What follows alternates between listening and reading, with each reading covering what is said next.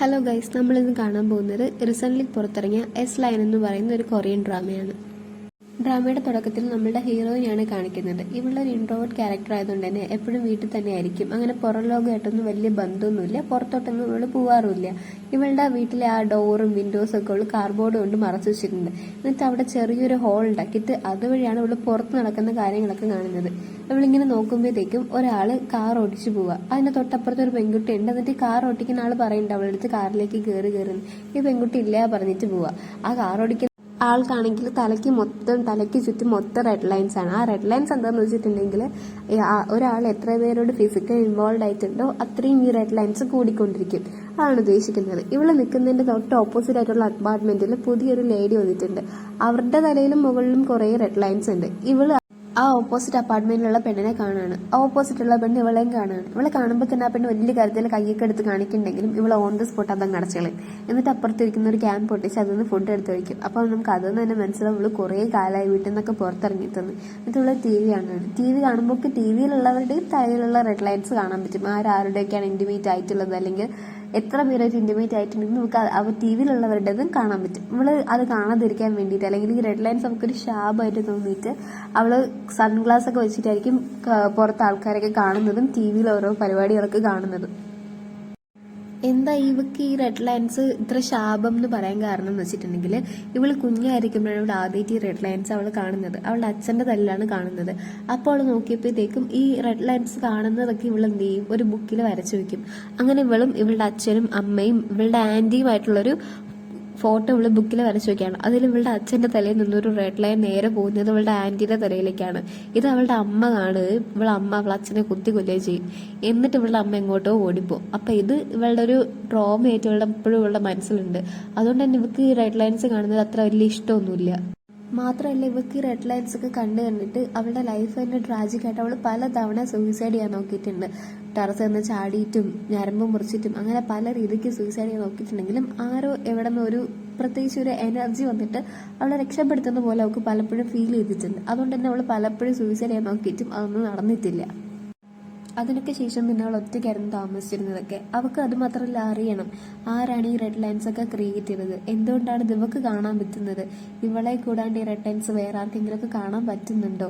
അങ്ങനെ പല കാര്യങ്ങളും അവളിങ്ങനെ ആലോചിച്ചുകൊണ്ടിരിക്കുമ്പോഴായിരിക്കും അവളുടെ കോളിംഗ് ബെല്ല് റിങ് ചെയ്യുന്നത്.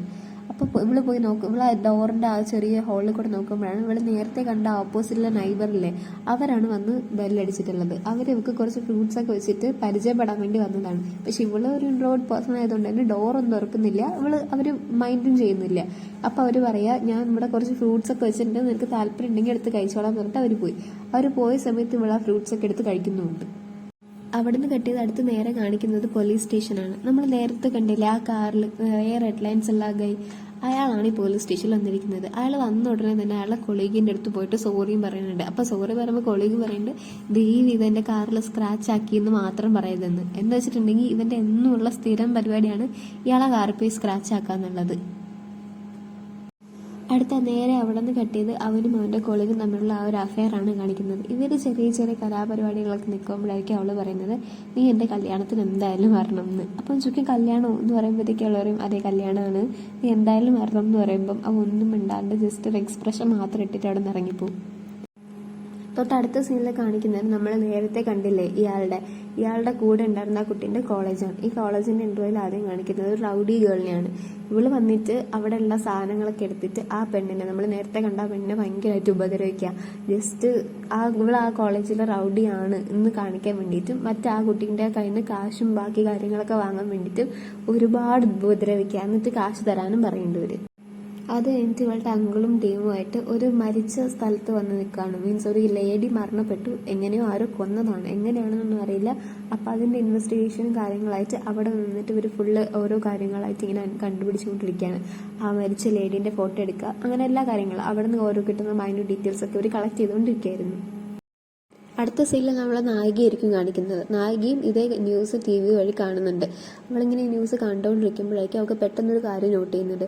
അതിൻ്റെ ആ റിപ്പോർട്ട് ചെയ്യുന്ന ആ റിപ്പോർട്ടിന് തൊട്ട് ബാക്കിലായിട്ട് ഹെൽമെറ്റ് വെച്ച ഒരാളുണ്ട്. ആളുടെ കയ്യിൽ ഒരു ഒറ്റ വല മാത്രമേ ഉള്ളൂ, ഒരൊറ്റ സിംഗിൾ ലൈൻ. ആ ലൈൻ ഉള്ള ആൾ ആ വീട്ടിലേക്ക് തന്നെയാണ് കയറി പോകുന്നത്. നമുക്കതിൽ എന്തൊക്കെയോ സംശയങ്ങളൊക്കെ ഉണ്ടാവും.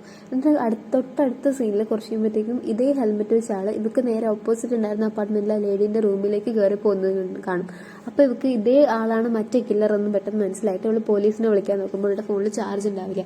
ഇവള് പെട്ടെന്ന് ഫോണിൽ ചാർജൊക്കെ ചെയ്തിട്ട് പിന്നെയും പോലീസിന് കണക്ട് ചെയ്യും. അങ്ങനെ കണക്ട് ചെയ്യുമ്പോഴാണ് ഇവള് പിന്നെ അടുത്ത് കാണുന്നത് ഈ ഹെൽമെറ്റ് വെച്ച് വന്ന ആള് പിറ്റേ ദിവസം രാവിലെ മറ്റേ റൗഡികൾ നമ്മളുടെ സെക്കൻഡ് ഹീറോയിൻ്റെ കബോർഡൊക്കെ പരിശോധിക്കുകയാണ്. സെക്കൻഡ് ഹീറോയിൻ അന്നേ ദിവസം സ്കൂളിൽ വന്നിട്ടില്ലാത്തത് കൊണ്ട് തന്നെ അവളുടെ കബോർഡൊക്കെ പരിശോധിക്കുക. അങ്ങനെ അവളുടെ സാധനങ്ങളൊക്കെ നോക്കുമ്പോഴാണ് ഇവർക്ക് അതിൽ നിന്നൊരു ലവ് ലെറ്റർ കിട്ടുന്നത്.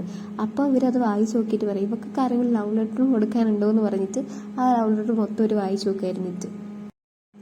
എന്നിട്ട് അടുത്ത സീനിൽ കാണിക്കുന്നത് അവളുടെ അങ്കിളിനെയാണ്. ഇവളുടെ അങ്കിളാണ് നേരത്തെ കണ്ട പോലീസുകാരൻ, നമ്മുടെ സെക്കൻഡ് ഹീറോയിൻ്റെ.